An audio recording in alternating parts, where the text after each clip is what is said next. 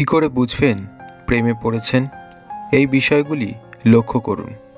মন যেন বলতে শুরু করেছে বসন্ত এসে গেছে। অনেক দিন ধরেই ভাবছেন এবার বলেই ফেলবেন, কিন্তু বলে আর উঠতে পারছেন না। হয়তো নিজেও বুঝে উঠতে পারছেন না এটা নিছক ভালো লাগা না ভালোবাসা। দেখুন তো এই সব ব্যাপারগুলো আপনারও হচ্ছে কি? তাহলেই বুঝবেন আপনিও পড়েছেন প্রেমের ফাঁদে। একঘেয়ে কর্মজীবনে যদি কোনো বিশেষ মানুষকে দেখার জন্য একদিনও অফিস কামাই করতে ইচ্ছে না করে, তাহলে বুঝতে হবে আপনি মশাই প্রেমে পড়েছেন। 2.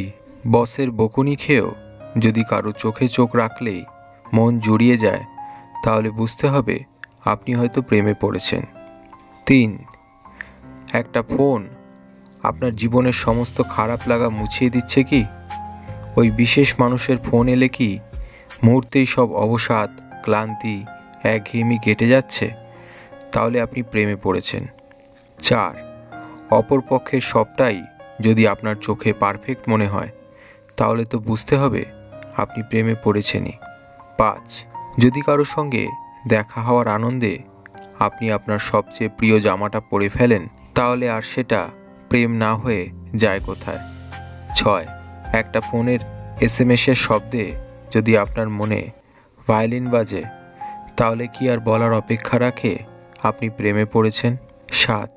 অফিস থেকে ফেরার সময় ভিড়, ট্রাম, বাসে ও আপনার মন যদি থাকে ফুরফুরে, মনে টুংটাং পিয়ানার শব্দ বাজে, তাহলে এবার বলেই ফেলুন সঙ্গীকে। 8. কানে যদি সবসময় বাজে অরিজিৎ সিংয়ের সেই গান, তাহলে দেরি করাটা ভুলই হবে।